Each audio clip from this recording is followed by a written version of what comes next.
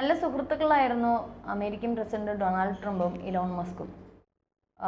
ഒരുപക്ഷെ സൗഹൃദത്തിനപ്പുറം എന്താ പറയുന്നത്, ഈ പറഞ്ഞ നയതന്ത്ര പല കാര്യങ്ങളിലും ഇലോൺ മസ്ക് അമേരിക്കയോടൊപ്പം ചേർന്ന് നിന്നിരുന്നു.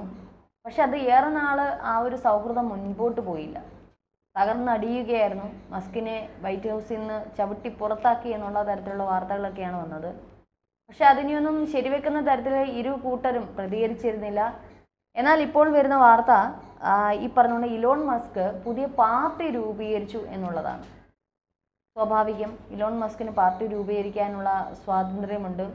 പാർട്ടി രൂപീകരിച്ചാൽ വിജയിക്കുമോ എന്നുള്ളത് പിന്നീടുള്ള കാര്യമാണ്. കാരണം ഇലോൺ മസ്ക് ധനാഢ്യനായ, ഒരു പക്ഷേ നമ്മളെയൊക്കെ നിയന്ത്രിക്കുന്ന, ഈ നമ്മളിന്ന് സംസാരിക്കുന്ന ഡിജിറ്റൽ മീഡിയ പോലും നിയന്ത്രിക്കുന്ന, അതിൻ്റെയൊക്കെ ഏറ്റവും വലിയ ഉന്നത പദവിയിലിരിക്കുന്ന, ഇതിൻ്റെയൊക്കെ ഓണർ എന്ന് തന്നെ പറയാം.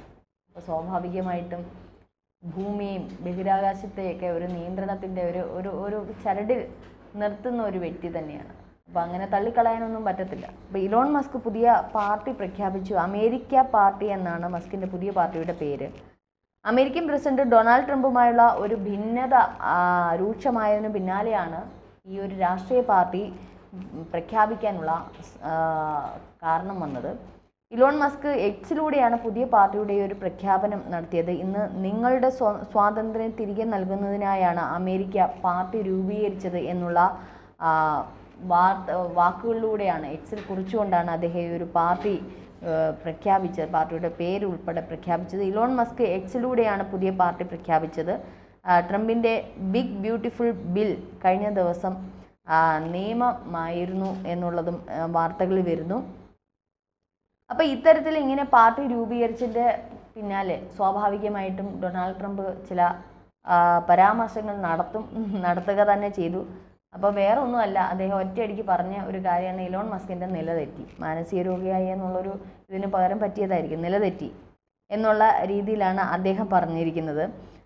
ട്രംപ് ചില സന്ദർഭങ്ങളിലൊക്കെ പറയുന്നത് അങ്ങ് എക്സ്ട്രീം ലെവലാണ്. അദ്ദേഹം ഒരു അമേരിക്കൻ പ്രസിഡന്റ് എന്നതിലപ്പുറം ഒരു പക്ഷേ ലോകത്തെ വികസിത രാജ്യത്തിൽ പ്രതിനിധീകരിക്കുന്ന, അമേരിക്ക എപ്പോഴും എല്ലാവരും നോക്കാറുണ്ട് വികസിത രാജ്യം എന്നുള്ള രീതിയിലും ഒക്കെ അമേരിക്ക എപ്പോഴും ഉറ്റുനോക്കുന്നു. അപ്പോൾ UN ഉൾപ്പെടെയുള്ള ഒരു പ്രാധാന്യം അർഹിക്കുന്ന ഒരു രാജ്യം തന്നെയാണ് അമേരിക്ക. അപ്പോൾ അതിൻ്റെ പ്രസിഡന്റ് എന്നുള്ളത് അവരുടെ വാക്കുകൾക്ക് വലിയ വില കൽപ്പിക്കുന്ന ഒരു ഘട്ടമാണ് കഴിഞ്ഞ കാലങ്ങളിലൊക്കെ ഉണ്ടായിരുന്നത്. എന്നാൽ ഡൊണാൾഡ് ട്രംപ് ഈ രണ്ടാം തവണ വന്നതിന് ശേഷം ഇത്തരത്തിൽ ട്രംപിനെ ആരും ഒരു വിഡ്ഢി വേഷക്കാരനായിട്ടാണ് എപ്പോഴും ചിത്രീകരിക്കുന്നത്. ജോക്കറായിട്ട് മാത്രമേ ഇപ്പോൾ എല്ലാ രാജ്യങ്ങളും എല്ലാ പ്രതിനിധികളും കാണുന്നുള്ളൂ. അത്രയും വിലയെ കൊടുക്കുന്നുള്ളൂ എന്നാണ്. സ്വന്തം വില സ്വന്തം ആൾ തന്നെയാണ് കളഞ്ഞത്.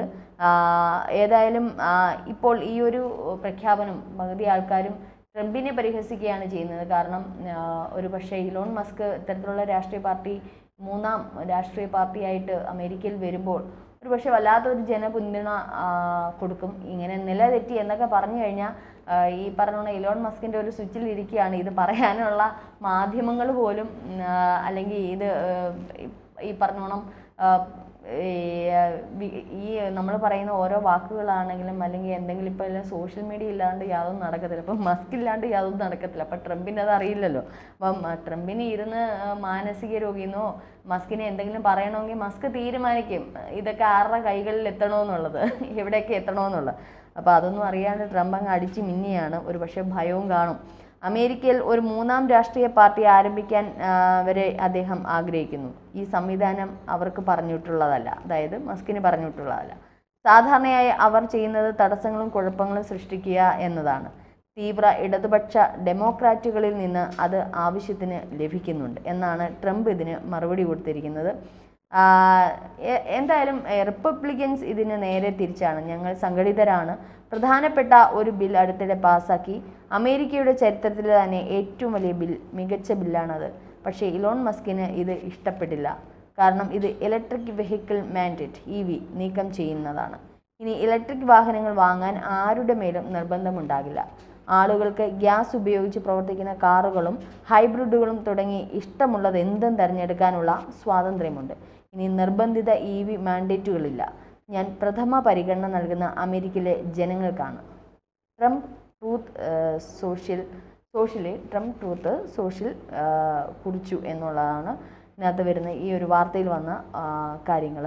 ഏതായാലും ഇലോൺ മസ്കും പുതിയൊരു പാർട്ടിയൊക്കെ രൂപീകരിച്ചിരിക്കുകയാണ്. ട്രംപിനെ കൊണ്ട് തന്നെ ലോക രാജ്യങ്ങൾക്ക് വയ്യ. കാരണം മാറി മാറി തിരിഞ്ഞുള്ള അദ്ദേഹത്തിൻ്റെ വാക്പ്രയോഗങ്ങളും ചില ഈ പറഞ്ഞോണം നിലതെറ്റിയുള്ള അദ്ദേഹത്തിൻ്റെ പ്രയോഗങ്ങളും കൊണ്ടും മറ്റുള്ള രാജ്യങ്ങളിലെ പ്രതിനിധികൾ തന്നെ വട്ടം ചുറ്റിയിരിക്കുകയാണ്. അമേരിക്കയിലെ ജനങ്ങൾ പോലും വട്ടം ചുറ്റിയിരിക്കുന്ന ഒരു സന്ദർഭത്തിലാണ് പുതിയൊരു പാർട്ടിയായിട്ട് ഇലോൺ മസ്ക് വരുന്നത്. ഈ പറഞ്ഞോണം മസ്കും അത്ര നല്ല മനോനിലയുള്ള വ്യക്തിയാണെന്നൊന്നും പറയാനില്ല. കാരണം രണ്ടുപേരും ചില അപരാമർശങ്ങളും ചില കാര്യങ്ങളൊക്കെ ചെയ്യുന്നതുമൊക്കെ ഇവർക്കൊക്കെ എനിക്ക് തോന്നുന്നു കൂടുതൽ ബുദ്ധിയൊക്കെ കൂടിയതുകൊണ്ടായിരിക്കും ഇത്തരത്തിലുള്ള കാര്യങ്ങൾ നിർണായകമായി. അത് എന്ത് പ്രവർത്തിക്കുക എന്താണ് ചെയ്യുന്നതെന്ന് ഒന്നും നമുക്ക് പ്രെഡിക്റ്റ് ചെയ്യാൻ പറ്റത്തില്ല.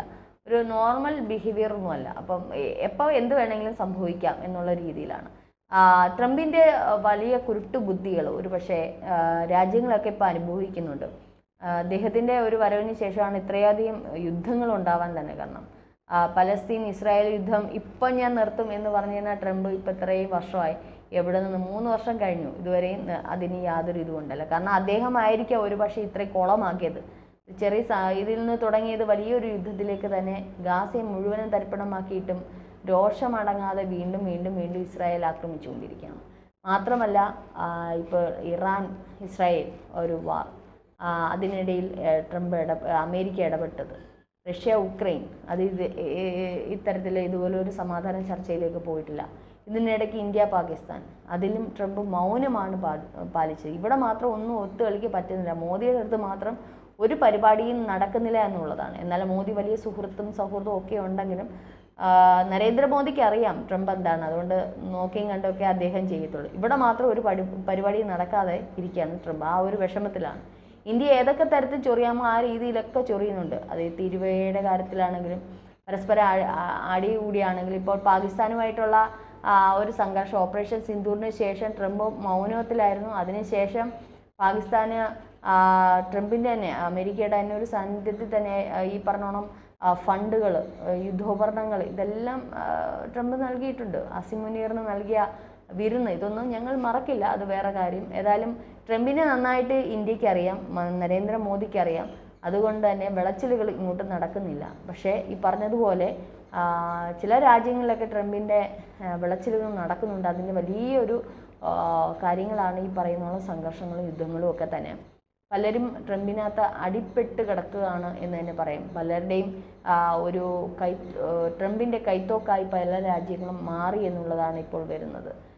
ഏതായാലും അമേരിക്കയിലും ജനത തന്നെ ട്രംപിനെ കൊണ്ട് വല്ലാണ്ട് വലഞ്ഞിരിക്കുകയാണ്. അതിൻ്റെ ഏറ്റവും വലിയ ഉദാഹരണമാണ് തീരുവ യുദ്ധം, ചൈനയുമായിട്ടുള്ള തീരുവ യുദ്ധമൊക്കെ. അപ്പം ജനങ്ങൾ തന്നെ ഇദ്ദേഹത്തിനെ കൊണ്ട് പൊറുതി മുട്ടിയിരിക്കുകയാണ്. ഇദ്ദേഹമാണെങ്കിൽ ഇനിയൊരു ഇദ്ദേഹത്തിൻ്റെ ഭരണം ഉണ്ടാവാത്തത് കൊണ്ട് തന്നെ ഇദ്ദേഹം മാക്സിമം അത് യൂസ് ചെയ്യുന്നുണ്ട്. ഇലോൺ മസ്കിനെ പിടിച്ച് വൈറ്റ് ഹൗസിലൊക്കെ കൊണ്ടുവന്ന് നിർത്തി വലിയ വലിയ കാര്യങ്ങളൊക്കെ ചർച്ച ചെയ്യുകയും അവരുടെ ഔദ്യോഗിക തലത്തിൽ തന്നെ പ്രധാനപ്പെട്ട സേവനങ്ങൾക്കായിട്ട് വിനിയോഗിക്കുകയൊക്കെ ചെയ്തിട്ട് അവസാനം അടിച്ചു പുറത്താക്കി എന്നുള്ള തരത്തിലാണ്.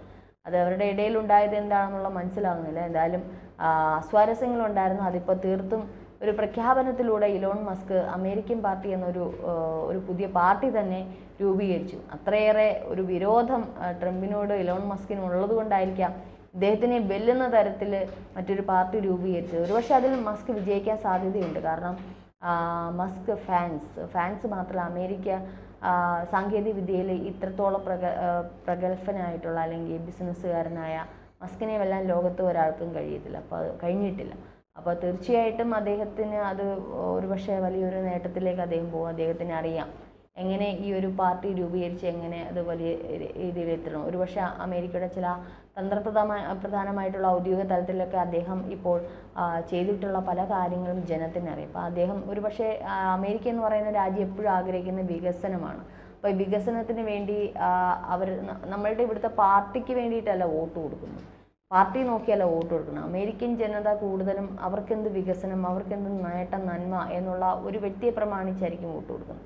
അപ്പോൾ അത്തരത്തിൽ മസ്കിനെ അമേരിക്കയിലെ ഒരു തലപ്പത്തേക്കൊക്കെ എത്തുവാണെങ്കിൽ, അമേരിക്ക പാർട്ടി തന്നെ എത്തുവാണെങ്കിൽ എന്തൊക്കെ നേട്ടമുണ്ടാകും എന്നുള്ള ജനങ്ങൾ തീരുമാനിക്കുന്നതാണ് മസ്കിൻ്റെ തലവിധി എന്നുള്ളതാണ് ഈ സമയത്ത് ഓർമ്മിപ്പിക്കാനുള്ളത്. ഏതായാലും ഇലോൺ മസ്ക് ട്രംപ് പോരാട്ടങ്ങൾ ഇനിയും വരാനിരിക്കുന്നതേ ഉള്ളൂ.